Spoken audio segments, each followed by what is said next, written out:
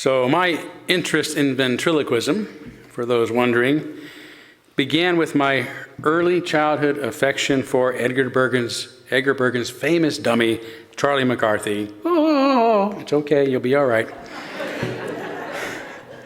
Charlie's long era of fame was already waning when I discovered him in the late 1960s, when I was about 5 years old, by watching an occasional rerun of his old movies dating back to the 1930s and 40s. After he was fabricated in 1922, which I think makes him the oldest person in the room, Bergen took Charlie on the road and became a successful vaudeville act. So successful that in 1937 they were invited to join the Chase and Sanborn Hour, a popular variety show broadcast during the golden age of radio. And they remained one of the radio's top programs, often its number one show, for almost 20 years, into the 1950s.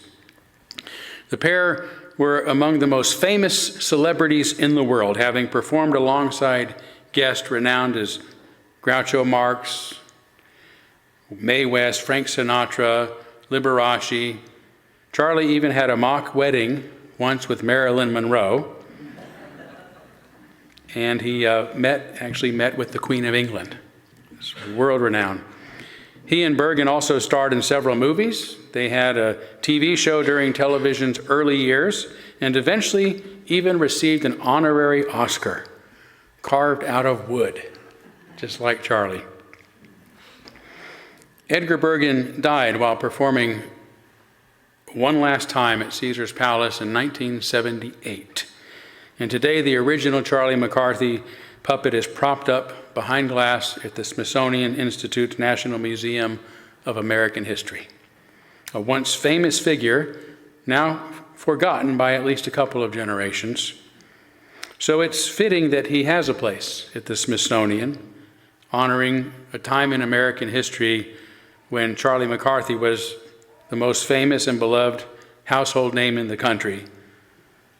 Can you imagine that? A ventriloquist dummy who became an unlikely celebrity on the radio? The duo's important role in American history was amplified by those Bergen and McCarthy programs that aired during World War II. They were packed with patriotic songs, encouragement to buy bonds, calls for scrap metal collection, conserving limited resources, writing letters to servicemen, and offering inspirational words about America and its great values.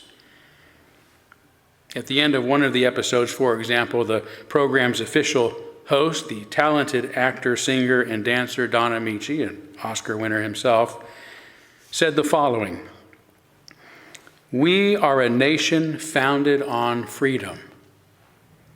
A freedom guaranteed by a document known to the world as the Constitution of the United States. We of the United States are justly proud of our Constitution, and it has been called the most perfect plan of liberty ever devised by man. And yet its power lies in its simplicity, a simplicity that begins with its first three words, we the people. Through all our struggles to become a free nation, we remain we the people. Tyrants have sought to conquer us before, but we have conquered the tyrants and remain we the people. And now, once again, we have set our course. We the people have decided that our children and their children shall remain free as we were free before them. That, as our enemies must learn to know, is what we mean by we the people." These are inspiring sentiments that must have motivated listeners to remain resolute despite many difficulties associated with being a nation in war. And there is much truth to them. Yet it is difficult for honest people to know this country's history and not remember that it has also been a nation built on the beaten backs of slaves, on the cheap and tireless labor of kidnapped orphans and indentured servants and exploited Chinese immigrants, none of whom were allowed the freedom and dignity we the people like to claim this country is founded upon. This is so because they, among others, like women and indigenous persons, simply weren't considered people. Not really. Social psychologist Erich Fromm offers a possible explanation for what appears to us now as a blatant acts of hypocrisy and inhumanity. In his exhaustive study on human aggression, Fromm says, we have to begin with the consideration that for primitive man, the stranger, the person who does not belong to the same group, is often not felt as a fellow man, but as something with which one does not identify. This may be so because, unlike other animals, humans have lost the instinctive ability to recognize other members of our own species as such. Man does not recognize or identify co-species as easily as other animals, Fromm says. For him, different language, customs, dress, and other criteria perceived by the mind rather than by instincts determine who is a co-species and who is not. And any group which is slightly different is not supposed to share the same humanity. So we can mistreat and misuse other human beings, even go to war with them, because of their ideological, cultural, national, physical, and other perceived differences, because we do not accept them as human. Not really. This is the entire basis of racism, that there are different races of humankind, which is simply untrue. All humans are more closely related to each other than any other kind of animal on the planet. Which is why over time, as our accepted circles of inclusion are widened, subsequent generations realize how wrong and unjust it was for their predecessors to have mistreated those now accepted with such cruelty and indignity. In an episode only a week before Don Amici gave his inspiring speech about we the people and our nation being founded upon freedom, Edgar and Charlie had just returned from entertaining the troops in northern Alaska. In addition to a few corny jokes about bringing back blubber so they could chew the fat, Don Amici asked, Charlie, did you by any chance see any Japs up there in Dutch Harbor? Well, I tell you, Don, Charlie said, it was very foggy out there. It was oh so foggy up there. It really was too foggy to see them, but I could smell them. To which the audience laughed. Then Amici said, they tell me those Japs are pretty hard to find. I hear they're disguising themselves as human beings.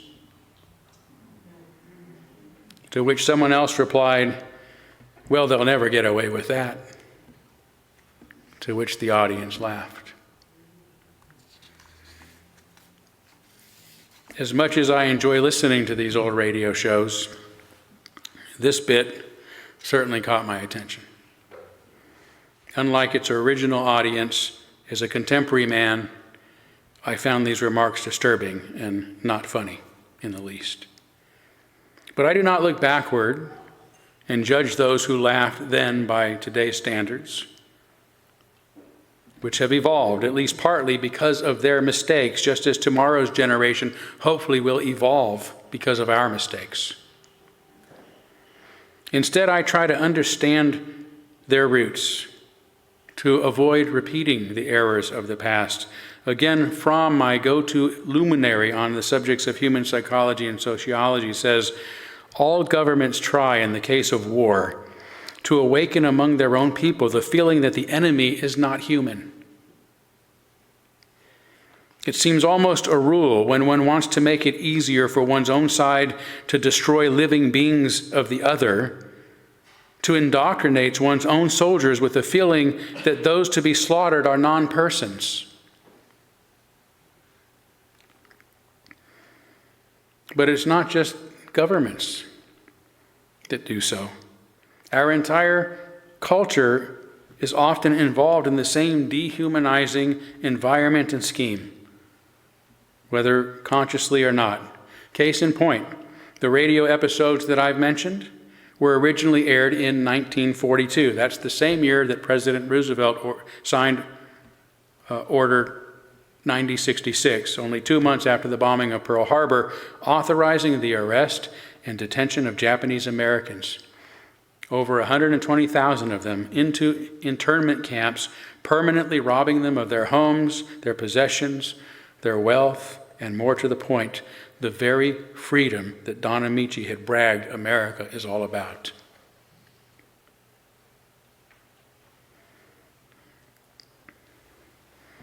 America was supposed to be better than this. Just as today we are supposed to be better than arresting and deporting legal immigrants who have exercised their freedom of speech in protest of Israel's inhumanity against the Palestinians living in Gaza. We're supposed to be better than kidnapping students with legal visas off our streets, placing them in chains and exiling them from our country. We're supposed to be better than disappearing hundreds based on unproven charges and sending them to foreign hardcore prisons without due process in violation of our own laws. As the leader of the free world and having benefited the most from our global economy, we are supposed to be better than exploiting the poorest nations on earth while falsely claiming that we're being ripped off by the entire world.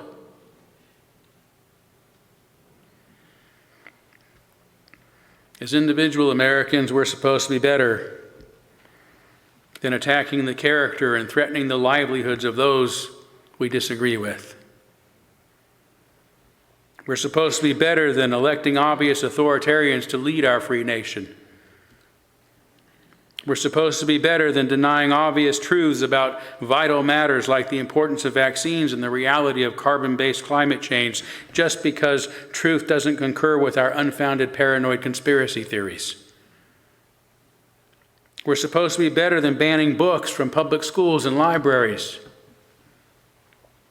We're supposed to be better than judging people by the color of their skin rather than the content of their character, including, by the way, these days, white people, or who some overzealous so-called social justice warriors out there need to hear. We're supposed to be better than resegregating society based on our identity groups for those woke liberals out there.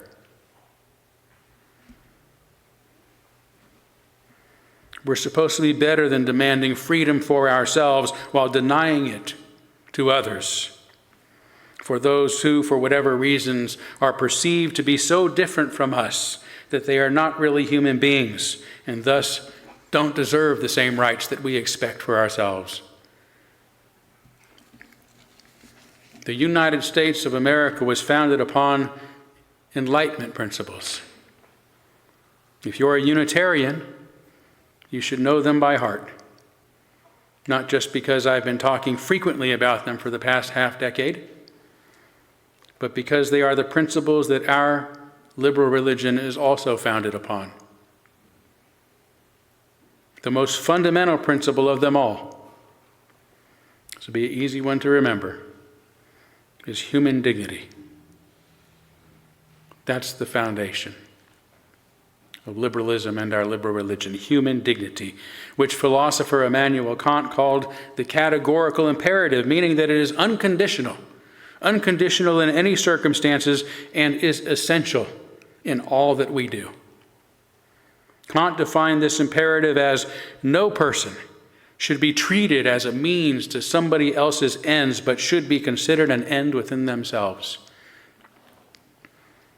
And this principle was reframed during the French Revolution in terms that we are more familiar with today as the inherent worth and dignity of every person.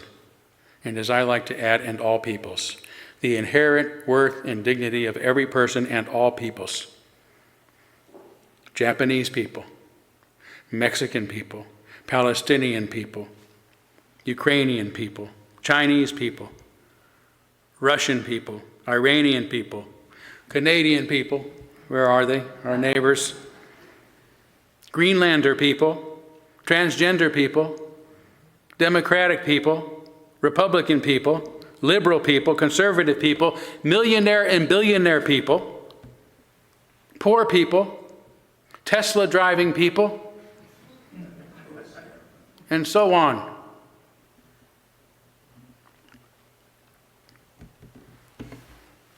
All people, everywhere. As Tvetin Todorov says in his book, In Defense of the Enlightenment, those who felt imbued with the spirit of the Enlightenment cherished their belonging to the human species more than their affiliation to their country.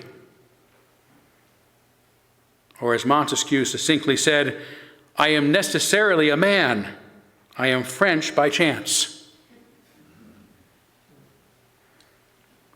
Our nation, like our liberal religion, was founded upon a belief in our common humanity and the belief that humanity is universal no matter where we are from.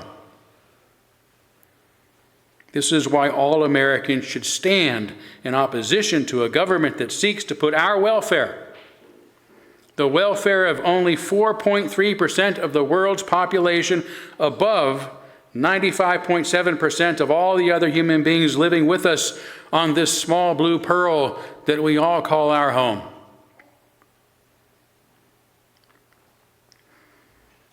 This is why I prefer Erich Fromm's reworking of the categorical imperative as the principle that good is what is good for humanity and evil is what is detrimental to humanity, the sole criterion of ethical value being human welfare, and the unfolding and growth of every person should be the aim of all social and political activities. And by the way, this is not an anthropocentric ethic, because it recognizes that to be a whole human, that we're dependent upon our connection to the environment, to our planet, to the world, to the rivers, to the sky, to the air, to the ground, to the other creatures. And that to fully unfold as individuals, we have to develop our capacity for empathy. We cannot be whole human beings when we torment the earth and torment other creatures. So this ethic works for those of us who care passionately about the environment. In his book, The Anatomy of Human Destructiveness, Fromm details the reasoning behind this imperative. He says, we need to create the conditions that would make the growth of mankind, this unfinished and uncompleted being, unique in nature, the supreme goal of all our social arrangements. Genuine freedom and independence, and the end of all forms of exploitive control are the conditions for mobilizing the love of life, which is the only force that can defeat the love of the dead. The latter, a necrophilious orientation, like war, as we have seen, is dependent upon dehumanizing others. The love of life, rather, a biophilious orientation, moves us to truly recognize and care for all human beings, all of whom belong to the totality of life itself. We create and maintain human dignity by upholding freedom, reason, and tolerance. Freedom is the freedom to speak, to move about, to determine one's own purpose, and to enjoy the benefits of society equally and without prejudice. Reason means more than just thinking well. Please think well. But it means more than just thinking well. It means allowing people to think for themselves no matter how much we might disagree with them. It means they don't need a church or a government authority telling them what they must and must not believe. And tolerance means we simply live and let live. And that it is our moral responsibility to protect the welfare and the rights of those we may vehemently disagree with, as much as our own. Dignity is our fundamental principle, the basis of our nation and our liberal religion, and freedom, reason, and tolerance are what such dignity looks like when it is upheld. Today we are in the midst of our church's annual generosity campaign, during which we ask our members again and our friends to please make a financial commitment to sustain the efforts of our historic community, which has a 138-year history as a radical and persistent voice of these liberal values in our community and in our world. And I hope it will continue to have such a presence for as long as is necessary. But the theme of this year's campaign comes to us in the form of a question. What brings you here? It's a challenging question because on the one hand, it invites us to consider what we like about this church, what we personally get out of being here, which might be different for many of us. But on the other hand, it asks us to consider if we're in the right place. If human dignity really is our greatest value, along with upholding freedom, reason, and tolerance necessary to create and maintain such dignity.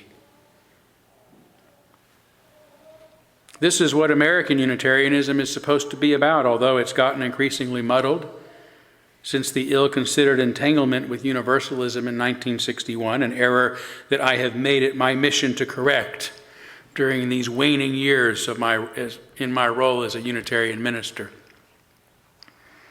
Since the merger, both traditions have slowly transformed into frail shadows of their former selves. In the process, its adherents have become increasingly unable to articulate this new hybrid religion, Unitarian Universalism.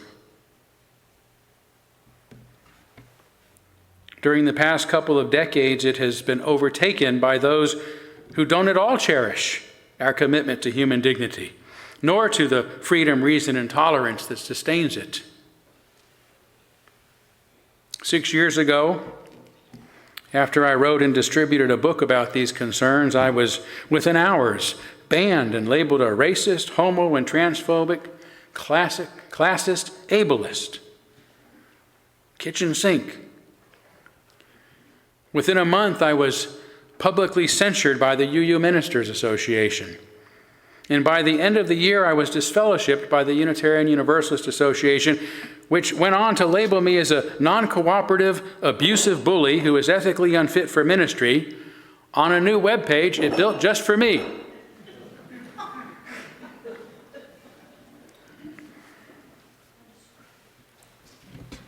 All of this occurred without anyone to this day lifting a single sentence from my book to prove these ludicrous ad hominem assertions. The UUA's top leaders even secretly colluded with a few upset members of our own congregation to try to force me from my post. Rather than help ease tensions here, which was their responsibility, they did all of this with no concern for the welfare of our congregation, just so long as they could get rid of their pesky gadfly. No matter who they used or who they hurt, or if they split our church apart or not, they didn't care. They didn't care about my dignity or yours. They didn't value the principles of freedom and reason and tolerance that Unitarianism is founded upon, which they have since eradicated from their bylaws.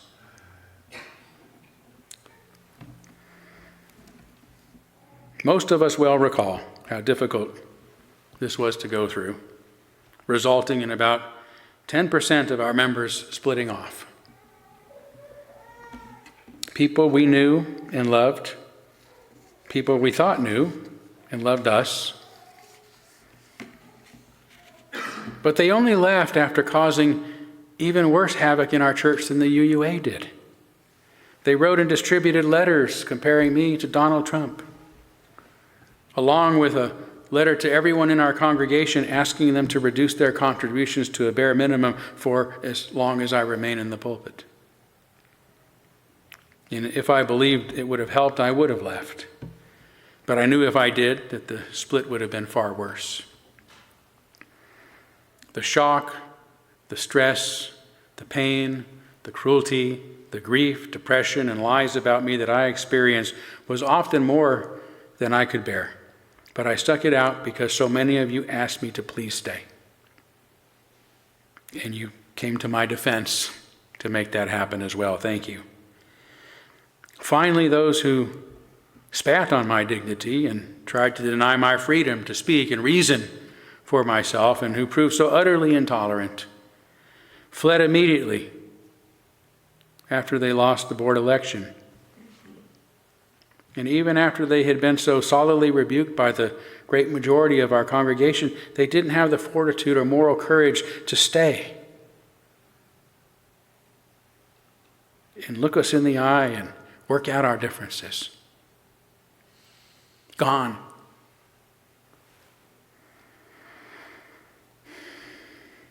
All we got was a joint letter of resignation, never to be heard of again. I've often asked myself the very question that we're asking of them, the very question I'm asking of ourselves now. What on earth brought them here to begin with? If it wasn't human dignity, or freedom and reason and tolerance, then why be part of a Unitarian church? Once again, turning to Fromm helps me gain some insight into what may have happened. He says, it does not make any difference whether the object of one's aggression is a stranger or a close relative or friend. What happens is that the aggressor cuts the other person off emotionally and freezes him. The other ceases to be experienced as a human and becomes a thing over there. Under these circumstances, there are no inhibitions against even the most severe forms of destructiveness. And that's what I felt like, at the humanized thing over there. And when all this turmoil was going on, my late friend, the great Reverend Happy Watkins, was extremely concerned about my welfare. He even came unannounced to a Sunday service once and asked to speak to our congregation. With tears in his eyes, he said, "Please take care of this man. He's my friend, and I need him." Afterward, I reached out to hug him, and I remember collapsing in his arms for a few minutes and weeping. He later told me that the very next day, one of those wanting me to leave called him, chastised him for coming, and tried unsuccessfully to convince him what a terrible person I truly am.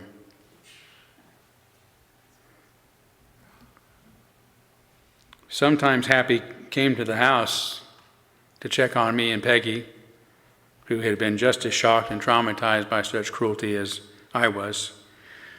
After expressing her shock at some of those who had been the very worst,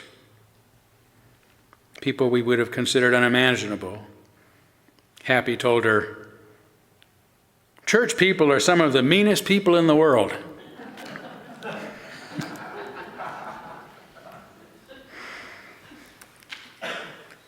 I guess ministers and faith leaders from any tradition know that this is so, that people are the same wherever you go, as the song says. There is good and bad in everyone. Still, I don't want to settle for this explanation, not in our Unitarian church, because our first principle, the thing that is supposed to bind us together, is our respect for the inherent worth and dignity of every person and all peoples. If this isn't what brings us here, if we above all cannot treat each other with respect and dignity, then we're in the wrong place. If this is the case for you, don't wait to cause a split before you split. I sometimes joke that Unitarians will entertain almost any idea but will argue over where to put the furniture. But as with Charlie McCarthy's joke about Japanese people stinking and not really being human beings, It isn't funny. It's just a way of trying to accept a reality that shouldn't be. To those who have to have their way on every little matter, treating those who think differently with hostility in the process, you're in the wrong place. There are plenty of places for disrespect and indignity in the world, but UUCS is not one of them. Indeed, there is no room for such indignity in Unitarianism anywhere, given that it is founded upon this categorical imperative. Human dignity equals freedom, reason, and tolerance. Freedom, reason, and tolerance add up to human dignity. Yet even now, as I work to restore our venerable tradition, I get pushback for emphasizing the centrality of these simple words: freedom, reason, tolerance. Some complain they are not spiritual enough, not inspiring enough, not attractive enough, and the like. But for those of us who are Unitarians, they are more than enough, which is what brings us here. Just as our nation cannot say it is founded upon and devoted to freedom when it dehumanizes others in order to turn them into enemies and justify exploiting them, if we can't treat others with dignity, no matter who they are, especially those within our congregations and religion, then we may be a lot of things, but we cannot claim to be Unitarians. Not really. My hope for our historic congregation is that it will be here for as long as it remains necessary to remind our community and our world of these values that we devote our lives to, values that uplift humanity and the well-being of every person and all peoples. But if we're here and not doing this, then we should be asking ourselves, what brings us here? Thank you.